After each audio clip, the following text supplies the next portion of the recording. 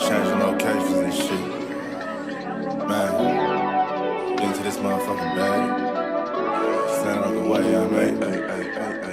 Sacrificing time for this shit. Man, I got a plan. Tried to tell niggas years ago, they ain't understand. Riding by myself in this coupe, I'm all in my head. Everything in life you can't replace, I build relationships. Pretty little smile make a nigga wanna lock it in. We met the same time I lost a friend, we should try again. You been on my mind, you should hop in. I ain't gon' hurt you, baby girl, you know we locked in. Used to be on FaceTime calls on the regular. Never made time, landed on my busy schedule. Now every time I get the bay, you know I think of you. Working on your brand, love, you know that I. And we are live. What's good with y'all, man? It's your boy, Henny the Moore, reporting live from the liquor store, man. How's everybody doing? And right underneath me, man, we got the Trap Lord himself. You know, I really was going to say awful things about my partner this morning, but, you know, I need him in the best of spirits so we can put our minds together to figure out how to save this season, man. So without further ado, introducing LandLord from Alabama, the ligament dealer of the year, man. How you doing, Henry? What's happening? What's happening? We got to put our minds and prayers together for this week right here. So we ain't even got time to play around. So what's going on? Now, when you say put your prayers together, that just sounds diabolical. Like God got to get involved for us to have a chance. It's crazy. Yeah, it ain't that bad, but you know, it ain't never a bad time to pray about it. So you know how that go. Hey, never bad. You right. It's never a bad time to pray, man. He say, I don't know. Cuz rock with the show or not, man. You know, we can't be concerned about what other niggas do. But, you know, shout out to them, though. Carl Main in the building said, what it do, Trap? Doors open early in the liquor store. Gina Chase in the building. Calvin Jefferson, my nigga Rail. Salute to everybody sliding into the liquor store in the Trap, man. This is Cowboys Convos. Thank y'all for rocking with us the way that y'all do. On the way in, make sure y'all hit that like button. Make sure y'all hit that share if you care. Make sure y'all slap those super chats, man. Matter of fact, I'm gonna have to alternate some stuff. LandLord, are you able to put your cash app in your whatchamacallit? Not at this time. If my moms can do it for me, it'd be greatly appreciated. All good, all good. I got both our cash apps up underneath me. So you see, it's mine is $ Henny the Moore, and LandLord's is $LandLord 723. So just hit the cash apps. You want to show moral support. You want to help keep the lights on. It be getting grim and dim over this motherfucker. The lights just be flickering and shit. We run the extension cords to the neighbors just to try and bring out some content.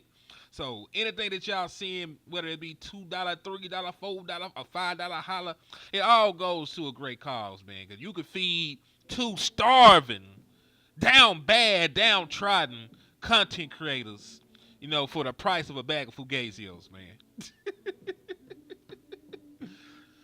Like real shit. All right, my boy JV B-Boy in the building. Death Before Dishonor. Like, y'all be having some gangsta ass name. Death Before Dishonor is just a damn good handle. My boy Israel, Red Robin, Carl Main. All right, man. So let's go ahead and talk about, you know, what's going on with the Dallas Cowboys. They suck right now. Right now, they just fucking suck. Like, I don't even really know how to compartmentalize this shit. Because when you look at just raw numbers, and it's only a small sample size, it's only been a couple of games. But through raw numbers, this is probably one of the worst defenses that we've had in franchise history.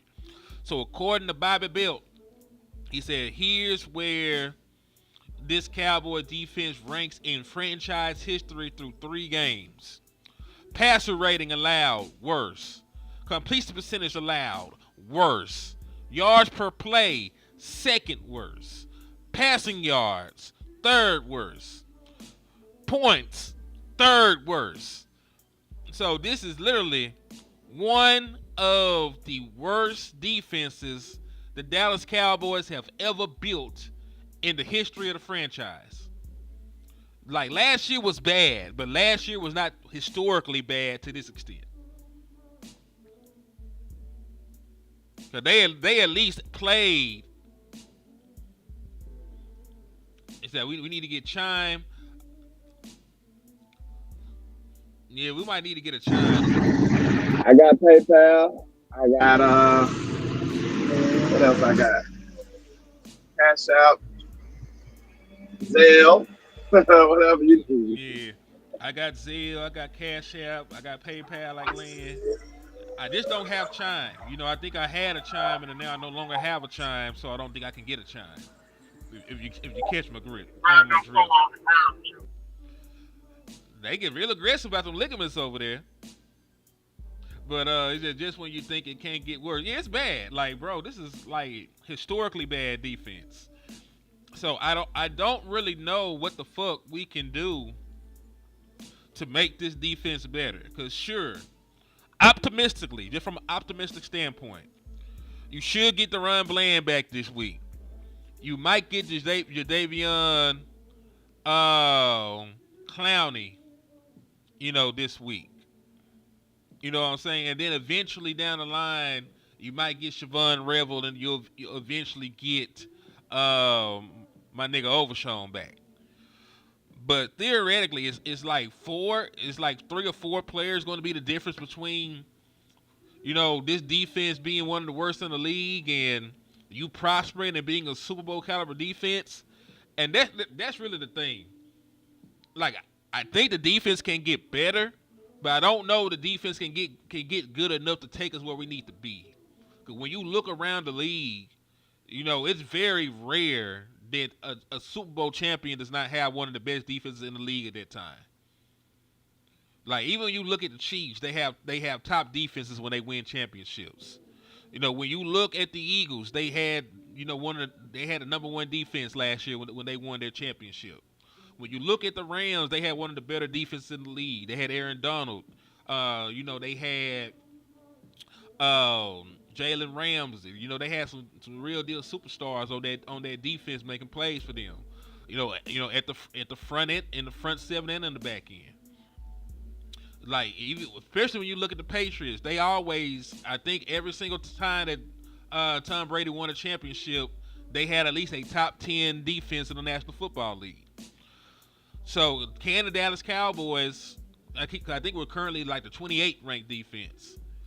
Can they get from 28 to 10, just with the return of like a DeRon Bland, with the return of a Revel, with the acquisition of a Clowney, with the return of Overshown? And because that's going to be the real question. I think your offense can play well enough, when fully healthy to help you win games, to complement your defense. I just don't think your defense can be this bad and win a championship. What say you, Lan?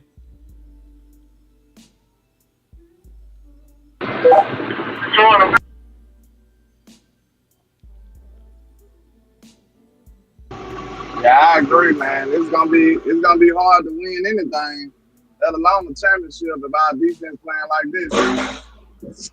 So we just gonna have to pray about that. Like, Eberflus gonna have to get better, and I seen after we just said everything is the worst.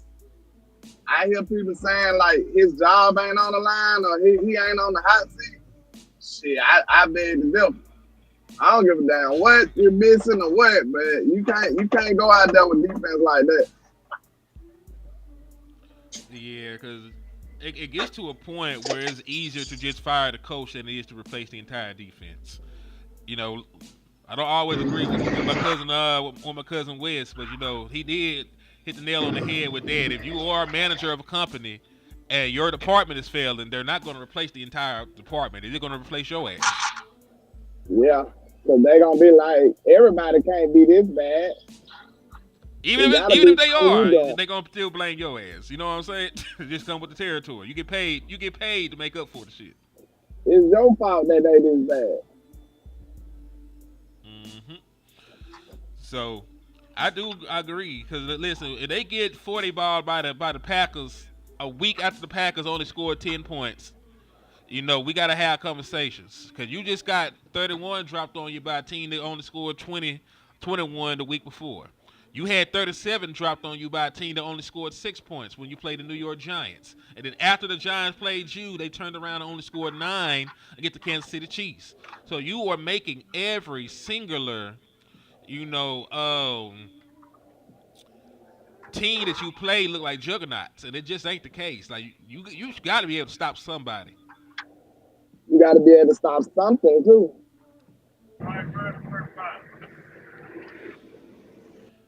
Now we talk about stopping something.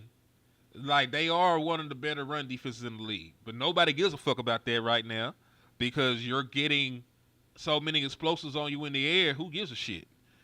You know what I'm saying? Like, sure, you gave up under 90 yards rushing these last 2 games. To two entire teams. On paper, that sounds amazing, but when you factor in the fact that the Dallas Cowboys have given up 8 plays of 25 plus yards or more. You know what I'm saying? Who cares at that point? Also, just to compare pass rushers, because we know that Eberflus is only rushing 4. Right, that's been his thing up to this point. He's only rushing 4 people for the majority of the time, and it's not really working.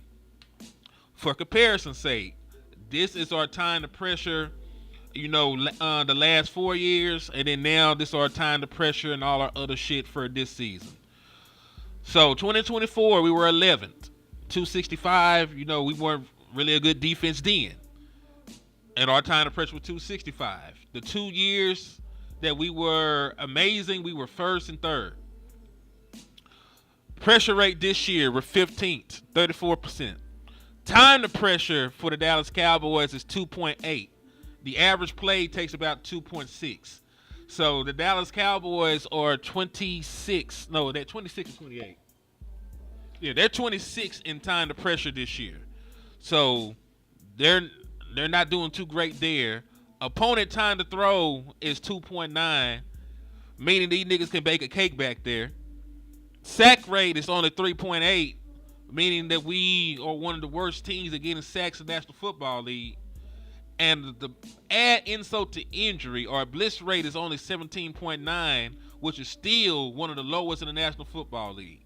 So you can't do shit, and you're not even trying to blitz. You're not trying to blitz. You can't get home with 4. Your pressure rate is awful. Quarterback's got all day to throw, and you aren't getting sacks. So that's where we're at right now with the Dallas Cowboys' current defense. No, I'm not saying that the front 4 will fix everything, because you blow coverages, unless you sacking them boys immediately, that shit might not help you. But I know for a fact, if you move quarterbacks off their spot, you got to make them go to their 2nd and 3rd read. It makes it a little bit harder to play offense. And I don't think you've done that very well these first 3 games of the week. Of the season, I should say. The first 3 games of the season, I don't think you've done a very good job of that. So your front 4 not playing well. Your back 7, because you're dropping 7 niggas in the coverage. You're supposed to not give up explosives. So the one thing that you're not supposed to do in situations like that, you're doing. I'm not really sure what the hell you're going to do, honestly. My boy JV says Fowler has been disappointing. I mean, the entire defensive line as a whole has been disappointing. Let's keep it 1,000, like the pass rushers anyway. Like, I can't really say that I'm disappointed in Kenny Clark. You would include him in defensive line. So I'm not just really disappointed in Kenny Clark. I'm not really disappointed in Osa. Like his raw numbers and pressure rate is pretty good. I wish it equated to some sacks and some hits and shit like that. But it is what it is up to this point. But we got to figure it out, man. Like, we got to figure it out. If it's a personnel issue, we gotta get that shit resolved. If it's a scheme issue, we might have to get that shit resolved. I just want to compete, bro. Because the season ain't got to be over. But if you fall to 1-3 in an embarrassing fashion, we were laughing at the depths, of these other teams around us and going bargain shopping and shit. Looking at folks who finna throw the towel in. Nigga, we might be the one throwing the towel in if they keep playing games like this. Like, if we fall to 1-3, what we gonna do to convince Jerry Jones that we shouldn't be sellers? What Jerry Jones gonna care about trading for somebody and we 1-3? Like you're gonna damn near have to win this game, and then win against the Jets and win against, the Panthers. If you can get to 4-2, you might be able to talk some sense into Jerry Jones about making a play. If you fall to 1-3, you know what I'm saying, after how you played, these last 2 weeks, I'm not sure you can talk Jerry Jones into making a play.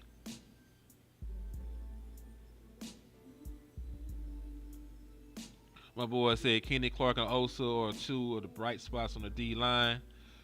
Salute to my boy Ledbetter, man. He said grand rising. Salute to you. I mean, they're going to have to blitz more at this rate, man.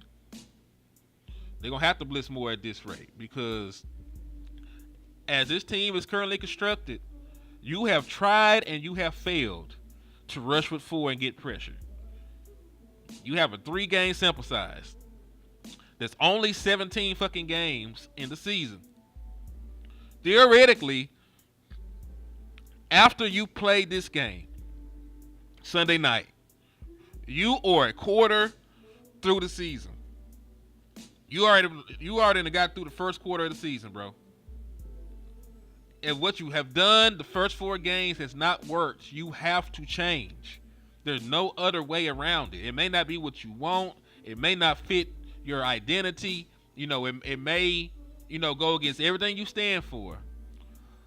But you have to change, your approach to generating pressures. Because at this point, if you continue to do this, you're going to keep losing games. You cannot let any quarterback at this level sit and pat the ball in the pocket, and most importantly, you can't blow coverages in the back end. So either simplify your coverages and bring more pressure. Really, it's all that you can do. Simplify your coverages and bring more pressure, man. It may not be what you want. It may not be what you feel comfortable with doing. You should feel comfortable losing. That should be the primary thing. You're losing games. The things that you want to do, you can't do. So, bro, you might as well try something different. That's all I'm saying. See, I think that we need to sit a few people. Dunno, Clark, Diggs, Steele are all candidates. Damn sure would sit Dunno, but I'm not going to sit Diggs. Because if you sit Diggs, who's going to play for Diggs? Like, at Dunno, at the safety position, at least we have hope. Because we seen Marquise Bell play well once upon a time, and we hold, Wanye in high regards. If you sit Diggs, who's going to play for Diggs? Seatbelt Carson's not back yet. Siobhan Rebel's not back yet. You're going to trust Reddy Red out there, and he hasn't really played great football either. A matter of fact, we got to talk about Elam before we talk about Diggs. When we talk about yards surrendered and blown coverages and blown assignments, Elam has actually, by the numbers, been your worst corner. I know it's easy to call out Diggs because of the whiff on 3rd down this last game, but outside of that play, it wasn't that bad. Now, does Diggs need to play better? Sure. But, I'm not benching Diggs. Like, he's still your best option at corner right now. And, I still believe the tandem of him and Bland are your best options at corner going forward. We just going to have to we're just going to have to figure something else out, and, at the other corner position. That's the way I personally see it right now. He said, hey, listen, man, baby seat is funny. Let's move along, though, man. And if y'all appreciate this early morning content, man, y'all hit that super chat, y'all hit that cash app, man. It's $ Henny the Mo. But this is one thing I do want to say. There are a lot of people that are blaming the woes and the dysfunction of this team up to this point on one Rain Dakota Prescott.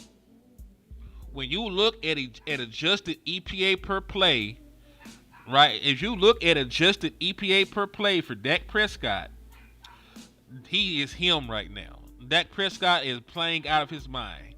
Has it equated to wins? No, it hasn't up to this point. But we can't sit here and play like Dak Prescott is not having a damn good season up to this point. Now, this adjusted EPA, is adjusted for pass protection, receiver drops, dropped interceptions, fumble recoveries, and interception returns, giving credit for expected yards after catch only, and accounting for defenses faced. With all those things factored in, right, Dak Prescott is number 1 in National Football League in adjusted EPA. Ahead of Lamar Jackson, ahead of Daniel Jones, Sam Darnold, Josh Allen. Dak Prescott is number 1 in the league right now through 3 games in adjusted EPA. So what I am trying to say is get the fuck off my quarterback back real quick, man. Like, y'all gonna leave my quarterback the fuck alone, man. My quarterback is playing damn good football. He's playing damn good football right now, man. And that's with everything falling apart around him. You know what I'm saying? He already lost his starting center. He played through fourth quarter and the overtime of that Giants game without a starting center. Still, end up winning that game, right? Went and tied this game up momentarily, without CeeDee Lamb out there, with Tyler Booker playing through a high ankle sprain that's going to sideline him for a prolonged period of time. Defense giving up ass. You know what I'm saying? But, man, this shit is crazy. Shit crazy as fuck right now. But, a great offense can only cover up so many sins of a piss poor defense. If you look across the league, outside of the Houston Texans, right? The Houston Texans are the only team with a top scoring defense that has not won a game yet, right? So that's sort of damning on their offense. But when you look around the league, the Ravens have scored the most points in the National Football League, and they're 1-2 because their defense gives up a lot of ass at this point. You know what I mean? So right now, like the offense and Dak Prescott and them, I don't think they're playing bad football. It's just I don't think there's too many offenses that can overcome what this defense is doing on the other side of the field. I just don't see it happening.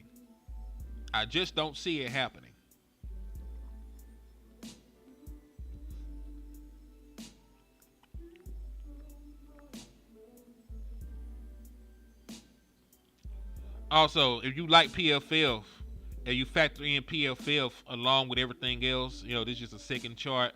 Even if you factor in PFF and how stringent their grading scale is, Dak Prescott is still number 2 in adjusted EPA.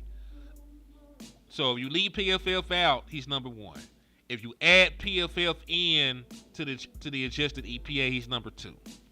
So he's still playing as one of the best quarterbacks in the National Football League at this point. That's my only talking point on that before we move along to the next thing. And this is just another graph of how good your offensive line is playing. So, they've got it broken up into quarters. If you're good everywhere, you're in the left quarter. So teams that are good at both run blocking and pass blocking so far, the Lions, the Falcons, the Rams, the Bears, Dolphins, guys like that. Teams on the right, where the Dallas Cowboys are, they run blocking their asses off right now. They're opening holes. You know what I'm saying? They probably getting a high, yards per carry rate at this point. They give up pressures and hits, dog.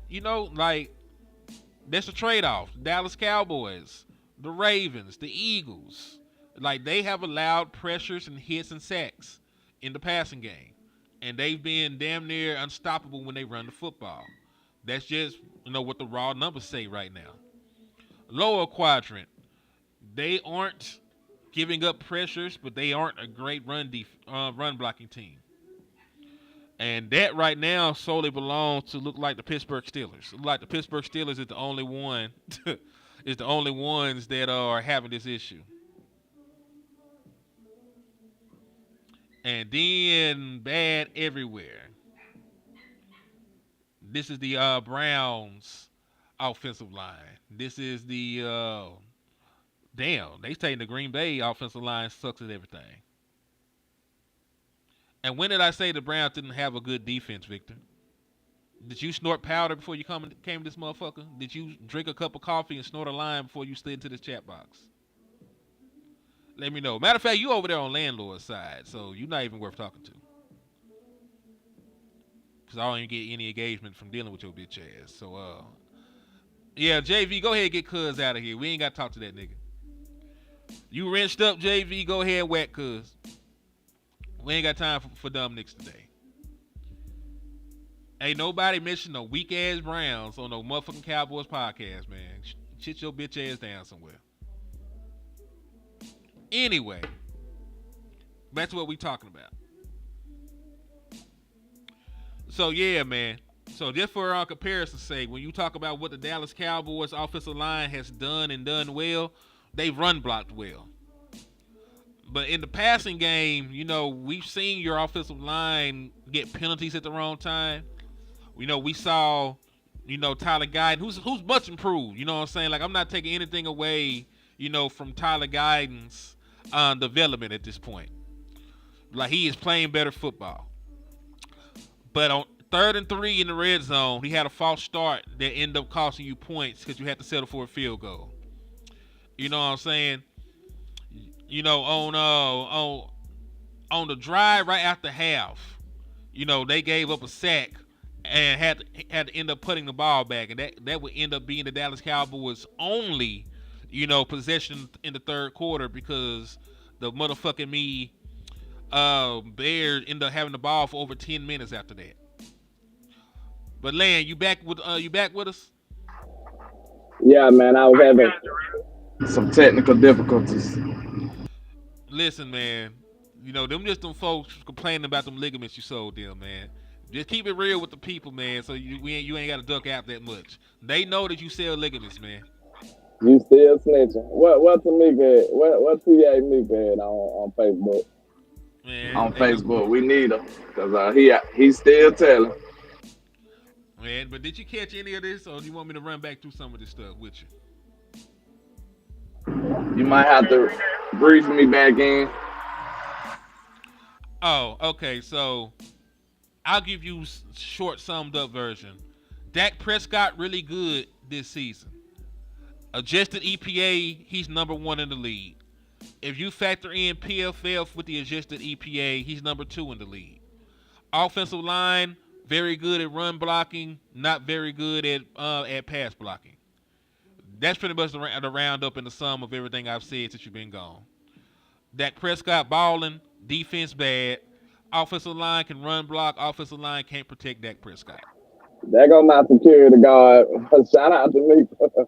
Salute to Tamika in the building. Yeah, but I mean that's pretty evident. We pretty much know that Dak is playing decent. I mean he's been playing great, really, but his last game was probably his worst. You know what I'm saying? He still played pretty good. Like, he could have been better, just like everybody else, but he's still playing pretty good football. And like me and him said, like, we not caping for nobody. If Dak was out here playing like some where he and say baby back BS, we'll tell y'all. He been playing ball though. Yep. So I mean, and we know the run game been playing pretty good, so we gonna have to probably feature the run game over the pass game as much as we can, especially without CeeDee Lamb, to try to keep they high power offense out the field because I think they explosive. Mm-hmm. I agree with you because at this point, man, if you can't trust them to pass pro for Dak. And really, that's when the game got a little sideways. When we had to get into passing situations, they did not always hold up, you know, in protection. Like I was telling them, you know, Tyler Guyton had a false start, 3rd and 3. You know, got to 3rd and 8. We couldn't do anything with the ball. We had to kick a field goal. You know, we got to 2nd and 5, middle of the field. 2 guys came free in pass pro and met at Dak Prescott. and we had to end up putting the ball away. You know what I'm saying? It's like you run the ball and play action enough to where you don't notice it until you get to the real raw drop back passing situations. But in those drop back passing situations, I can tell Dak is uncomfortable. Like Dak, if it's a 5-man protection, I don't think Dak trusts them boys to hold up. I just don't. That's why I think he's been checking no balls down so damn quick. I think we underrate the fact that Dak no longer has Tyron Smith. He no longer has Zach Martin. He no longer has Cooper Beebe. He no longer has Tyler Booker already. So I mean, what are they asking him to trust at this point? Like Dak is pretty much, he might be seeing demons. So I mean, I don't think he is, but I would understand if he was. Because I mean, you probably badly had confidence in what you got. Just imagine the backup. Like Dak gonna have to have that blind faith in his line this year. Like, do y'all trust Tyler Guy? No, we still got folks trying to get rid of Tyler Guy. We damn sure got folks right now in this chat box that were talking about getting rid of Terrence Steele. So how do you think, like Dak, he see more from them and he probably know them better as people, but do he truly trust their skill set though? I would have to say he probably don't.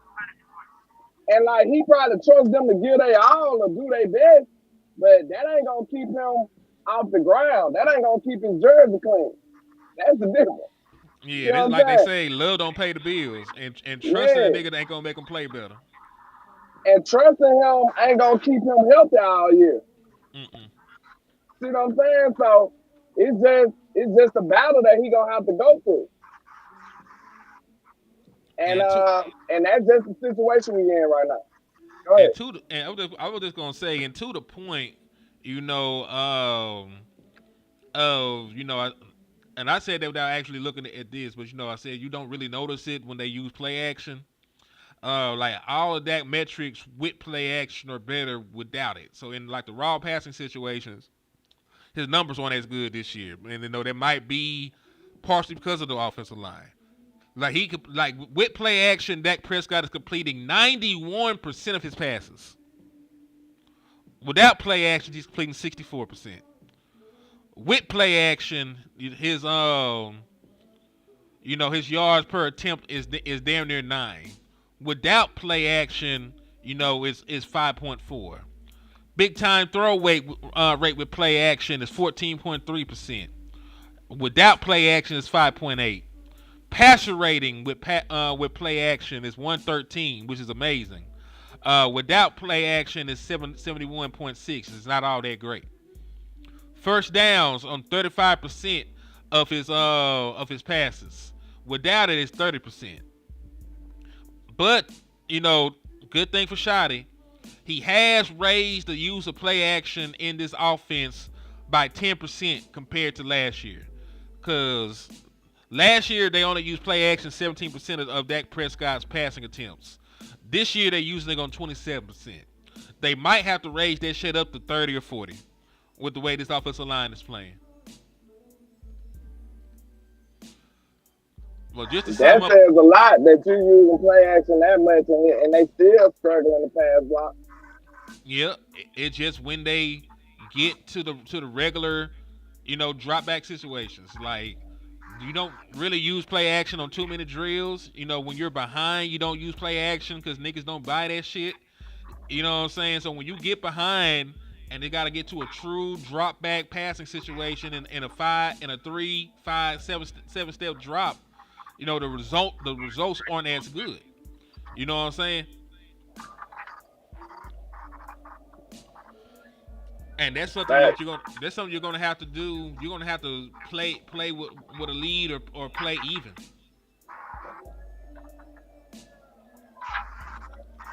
And to my boy's point, he said we need to do more ball control. You already are winning time of possession. That's not really the issue with the Dallas Cowboys. Like the Dallas Cowboys have been winning. Hold that thought. Dallas Cowboys have been winning time of possession, for the last 2 games real quick. You know what I'm saying? They won time of possession this last game that they played by almost 6 minutes, and then they won time of possession against the Giants. So the Dallas Cowboys are holding on to the ball longer than the other team. What they're not doing is playing with the lead. Like they're allowing so many explosive, it has not mattered that they control the ball.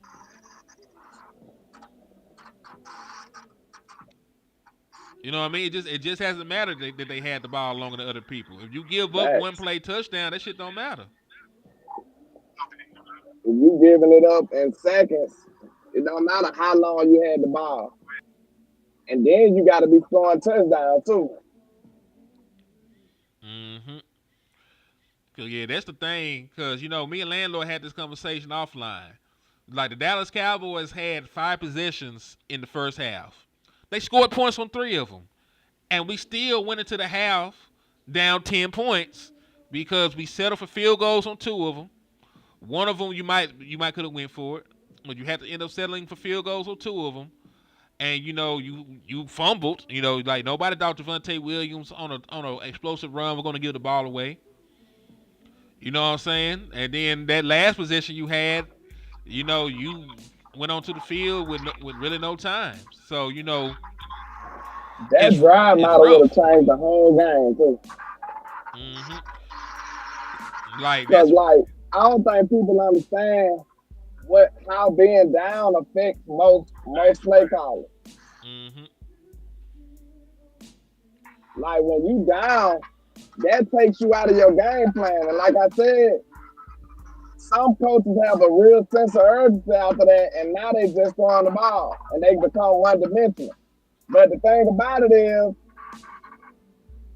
this pretty much is a little smoke for Shotty, sir. You said you was gonna be a running team. You said we run. So in one of the first signs of we was getting beat, why you start running the ball so quick? Javonte Williams only had 10 rushes. So like I ain't trying to act like, because Mike McCarthy stopped running. But he ain't never said he was a running coach or a running team. Mike just told you, I'm going to get you your rushes. Like, that's how he said. We going to run the ball this many times, man. That's what Mike said. Shotty said, we going to live and die by the run. And that's just, to me, when I think of that, if y'all remember when CMC first got to the San Francisco and the Ravens team, it don't matter if you want 14 on them, they still gonna run the ball.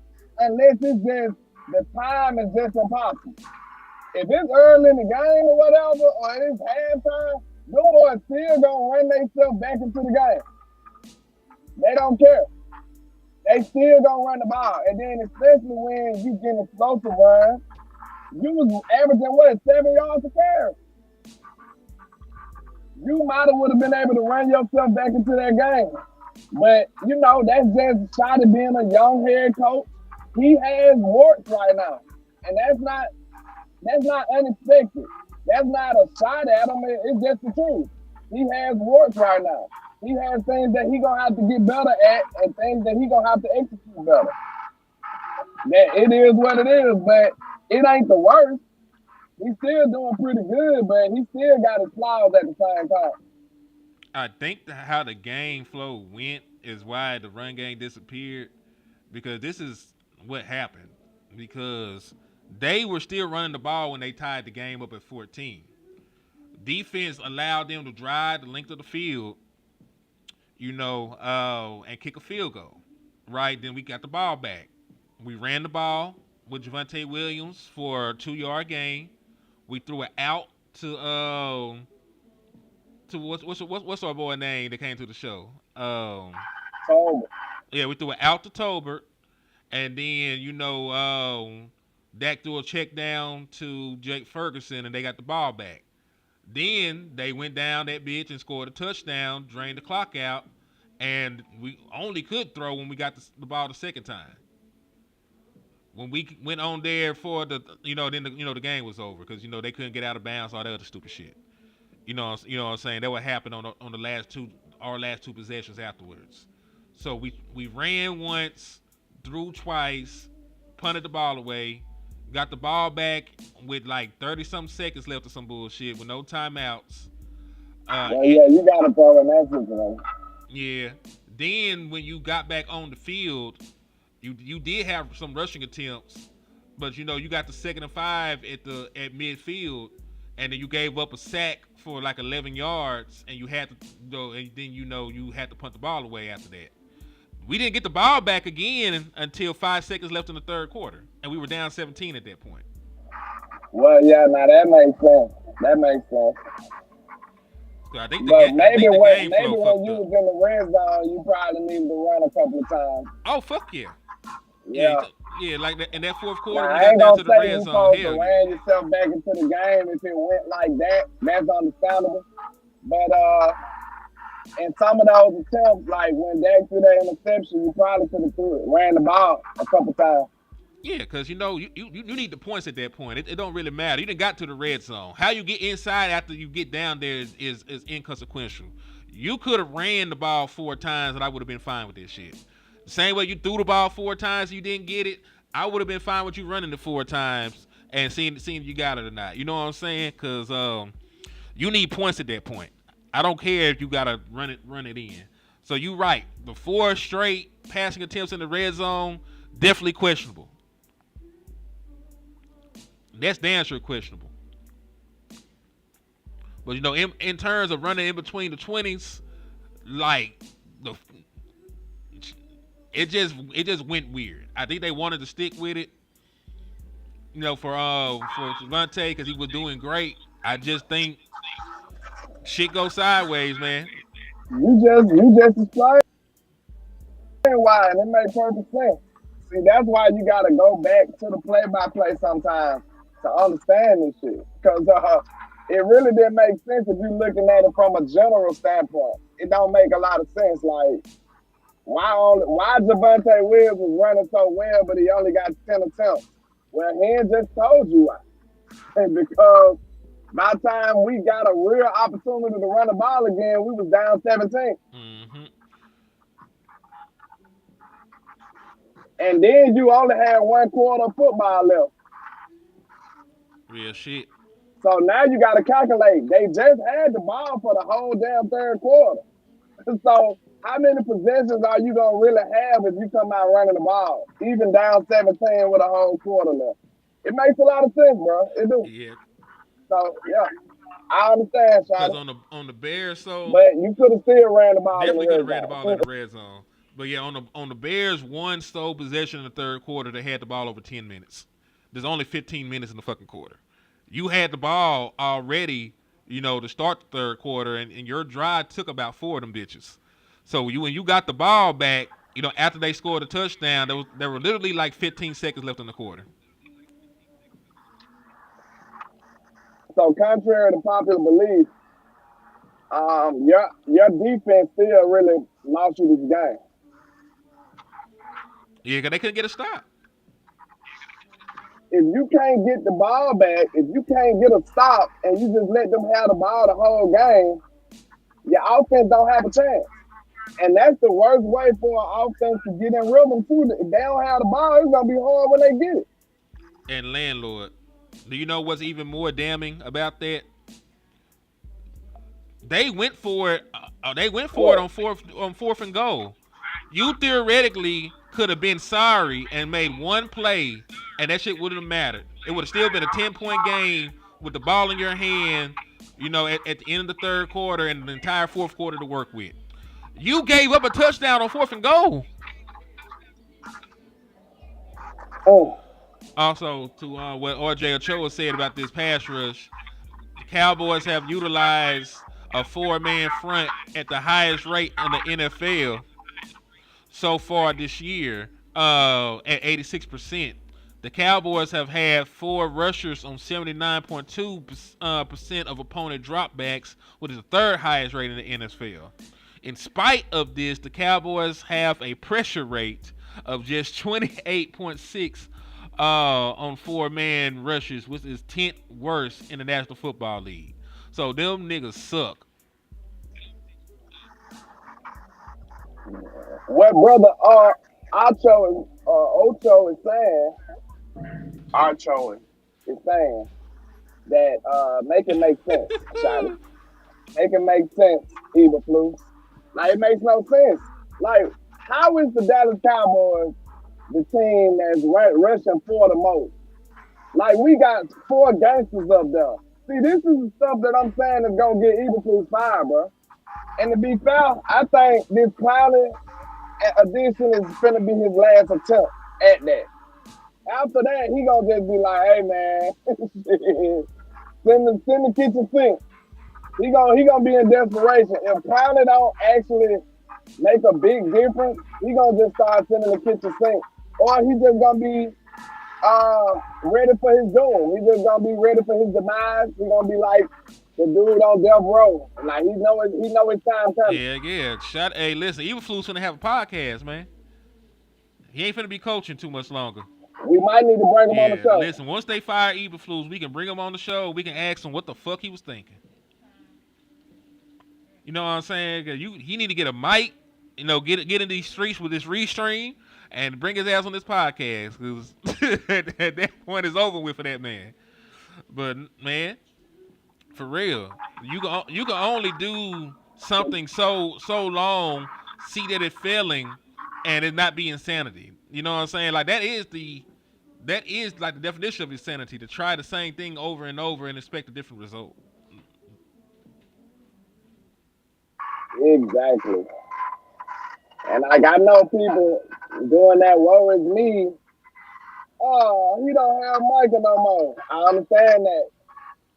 So since he don't got Micah no more, he don't got a job to do. He still got a job.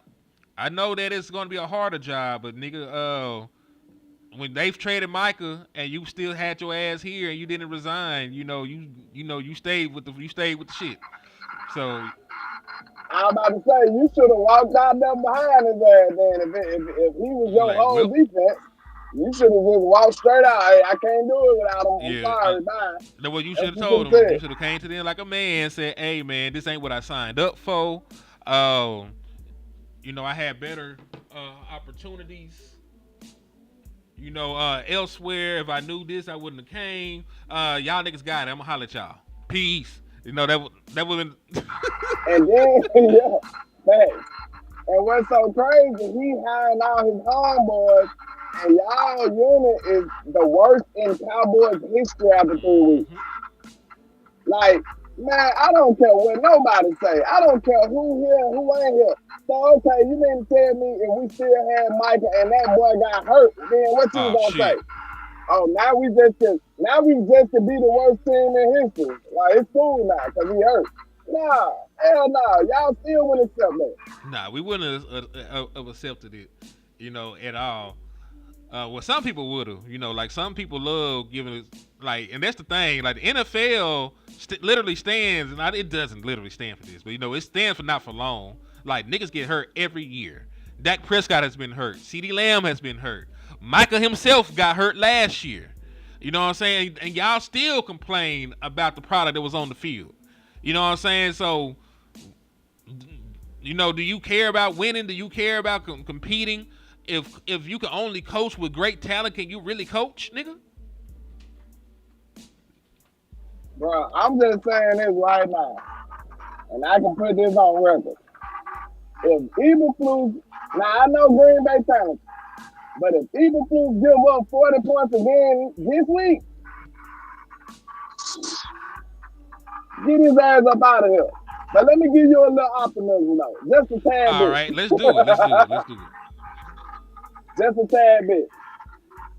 Reason to be a little optimistic is the last time you seen DeRon Bland in his secondary, they locked up A.J. Brown and Devontae Smith some kind of way. Now, I know a lot of that is attributed to Jalen Hurts being fiery as hell, but it still happened, though. You can't tell me it didn't happen. It damn sure happened. It happened. So you right. We can't be mad at that. That shit did occur. You know what I'm saying? And let's go even further. Green Bay has not done a good job, of defending tight ends, and Jake Ferguson is the tight end with the most targets. You know what I'm saying? So it's an opportunity for Schroemergent to not be a hoe ass nigga all his life. Because if you is a grown ass man and your only insult is cowgirls, you have failed. Your father has failed you in the art of shit talk. Your mother has failed. Your mother has failed you in raising a gentleman. So I don't know, man. That shit weak as a hoe. We got a real life pillow biter. Pillow biter is crazy. That's crazy. We got a real life pillow biter. Zest Monster pillow biter in the chat. That's crazy. He is high on his own supply. It's like his name implied that he sells shrooms, but the way he types implied that he eats the motherfuckers. Cause this nigga's seeing kaleidoscope colors and shit right now, typing this bullshit in my chat box. He said, everyone double tap the screen and like the video. Of course. Y'all make sure y'all hit that like and hit that share if you care. But yeah, getting called a pillow biter and not saying shit back immediately, says a lot about you too. A nigga ain't gonna call me no pillow biter. I just wouldn't go for it. I don't know how you was raised, but I wouldn't be called no pillow biter. You might don't know what it means, man. But hey, if you know, you know. That's all I say. So yeah. A yellow belly Zest Monster pillow biter, So let's see. He said Michael's revenge game against Dallas isn't going to be easy. He added that Dak is his guy, has always been like a good mentor for him. And he doesn't really look forward to second Dak Prescott. He said it'll be, when he said it's going to be painful, he was talking about for him personally. He don't want to hit that. What he got to realize is it ain't no guarantee you're going to get one, Micah. It ain't no guarantee you're going to get one on 4. So, what you talking about? might be in the playoffs. Let's see. There's no guarantee.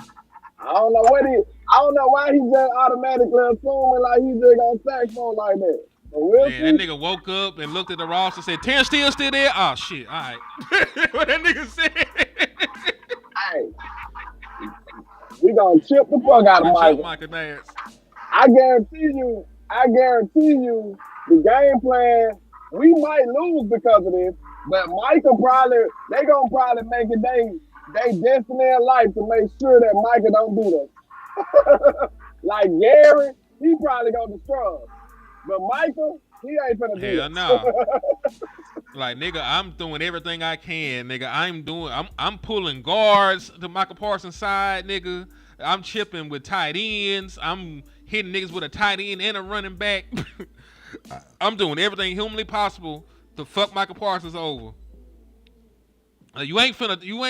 Listen, my quarterback ain't finna fight no goddamn line. Your name on the line. My quarterback ain't finna fight no damn line tonight, nigga. Man, we finna chip the hell out of that boy. Chip him. I'm sending Revis fan for it. I'm sending school. Hey. And if you try to rush from the middle, we'll have a couple people in there waiting on you too. Have a running back waiting on you too. Like, it's ways you can scheme this up. And then guess what? The best way to do it, because I just seen y'all give up 95 yards to my boy Justin. Run that mother. You talking about sacks, we finna be running at you, buddy. What you gonna do in that run game? That's what we gonna see.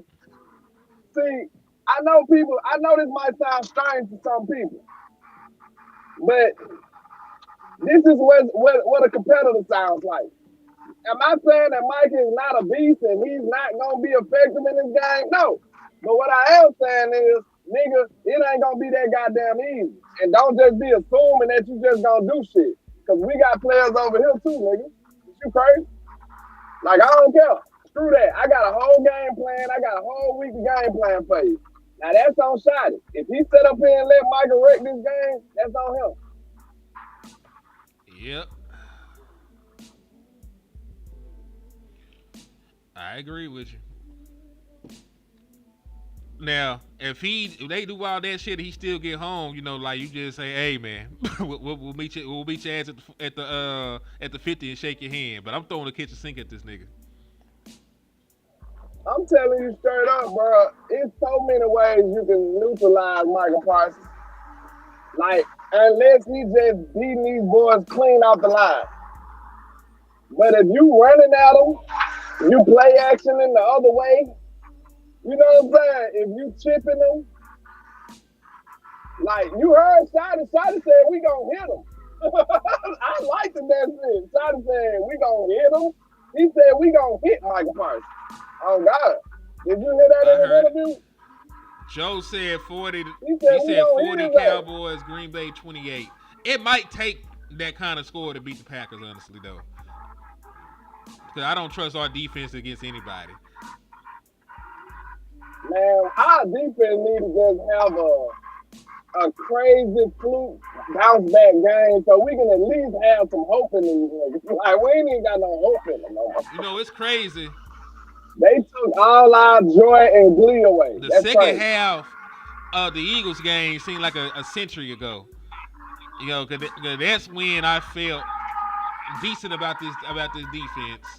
And then, the Giants game happened. And then folks were like, it might be a one-off. Then the Bears game happened. And they showed that they were hoes. Yeah, because I ain't gonna lie. I'm a true believer, like, when Shotty say certain shit, I know he honestly believes certain stuff too, though. So when he said, like, sometimes the game just be like that, like, it's true. Sometimes they do. Like, sometimes it's just gonna be a shootout today, sir. Like, both offensive coaches had a great game plan, and they executing the hell out of it. And I don't even care how good the defense is. They finna give us some points today. It happens. It just happens. Or just like me and him talked about offline, that's something that nobody really brings up that I hear, is calling plays at the right time. It ain't all about what you play, what you call. Sometimes you calling the right thing at the right time. Have y'all seen, I done seen plenty of Chiefs games where these motherfuckers ain't doing that but throwing screen passes or swing passes to the running back. And that shit, they gaining 37 yards and shit. Like, they doing the most regular stuff. We done seen games like that on us. Teams ain't doing that but throwing swing passes to the running back, and it's going for 30, 40 yards. Why is that? Because the coach called it at the right time. He's seen the right formation. He's seen the right defense. He did good scouting. He knew exactly what your tendencies was in this situation, and he called a perfect play to shred that shit. The timing of the plays count too. I don't hear a lot of people saying that. You can have a great play. Think about it. You can have a great bootleg play that's a one-play touchdown. But if you do the bootleg to the side that they blitzing on, that shit is not finna work. That was a bad time to do it. The timing of when you call these beautiful ass plays, it matters. And you don't hear a lot of people talk about that. Now, everybody thinks that designing plays and motioning and all that shit what makes a great OC. But to me, I feel like a big part of that is knowing when and when not to call certain plays. If you on the goal line, maybe you shouldn't be running a damn reverse right now. Unless it works. But it's still, that's not an ideal play call right now. Because you trying to go forward. You trying to go forward, you got a big risk of losing 5, 6 yards trying to do a reverse. It's just not, it's probably not worth the risk. When all you can do, especially if it don't score, because guess what? You could have got them same 5, 6 yards just doing a normal rush. Yeah, I said that because we got hit with a reverse in the red zone. I'm just saying, it works sometimes. That's another thing with play calling. You know, it's genius when it works. You a fool when it don't work. But I'm just saying, in general, that's probably not the best situation to run that. unless you got a dynamic player that's just good at it, I guess. But if I'm not mistaken, your main objective is to go forward. He said multiple plays in the huddle is key. They always have multiple plays in the huddle. You know, that's why Dak don't carry no wristband. Like that nigga just checking to what he feel gonna work. That is one thing that concerns me. CD Lamb's gonna be out of this game. Trayvon Diggs did not practice yesterday. So I don't want to get Bland back and not have Diggs. It seems like they never play together. That's gonna be my biggest concern. Is we would think that we're getting healthy at corner, and if we come out this bitch and don't have Trayvon Diggs, I feel completely different about this matchup. But we have Diggs and Bland, and we can, do some different rotations at the other cornerback spot. I feel a little bit better. Like I do, honestly. I feel a little bit better. All right, last talking point before I take my ass to work. Dak Prescott, 4th in the National Football League in passing yards. My nigga done threw for 800 yards already in 3 games. We are 1-2. Dallas Cowboys have the number 1 success rate in rushing. We are 1-2. Like, that's the thing, man. Like, what is the standard for the offense? Like, how well does the offense have to play to overcome this defense? Like, it's down there at this point that they got to score every possession. So what is the standard for this offense, moving forward to overcome the defense? Because they playing good football as a whole right now. It's just not equating to wins. That's my last question before we get out of here.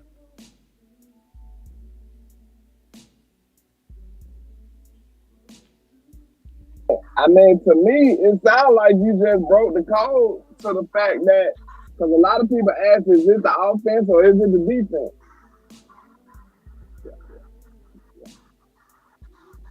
A lot of people ask, is it the offense or is it the defense? And it looks like it's obviously that it's the defense. Because one side of the ball is doing great in the statistics, and the other side of the ball is doing god awful in the statistics. So, I mean, that's not that hard, you know what I'm saying? If you think about it. So, I mean, to answer your question though, the offense gonna have to be lethal, bro. And we probably gonna need Sedarian with us to get it done. But if not, I say this. I don't have a number to give you, but I will say this. The Dallas Cowboys need to make sure they maximize every opportunity they get to score. And they need to score 7. Because guess what? Your defense probably going to give up 7.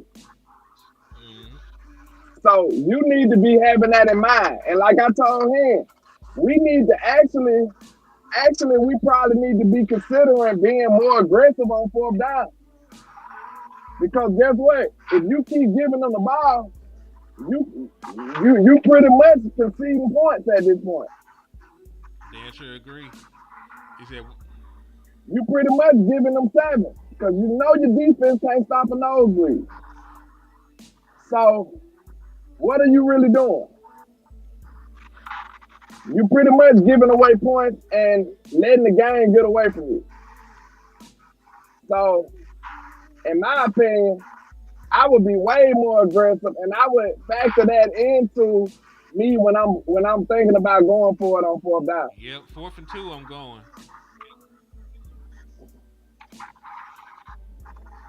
No, 4th and 2, I'm going from now on out. But I appreciate everybody for taking time out their morning to slide in and show some love, man. On the way out, y'all make sure y'all hit that Cash App. Y'all make sure y'all hit that Super Chat. Y'all make sure y'all hit those memberships because we got exclusive content on there. And make sure that y'all spin the block, for Boss Land tonight, man. We're going to tap in and give y'all some great Dallas Cowboys content. You got any final words, Land? That's it for me, man. Appreciate y'all tapping in for the win. Indeed. In the words of West Coast Cowboy, man, never look down because the star is up. Yeah, you might well drop Blue. I got Blue too, man, and the boy ain't going to get off the bench. So go ahead and drop him, get somebody else. They They can't can't stand stand his Blue ass. ass, man. But all right, we out.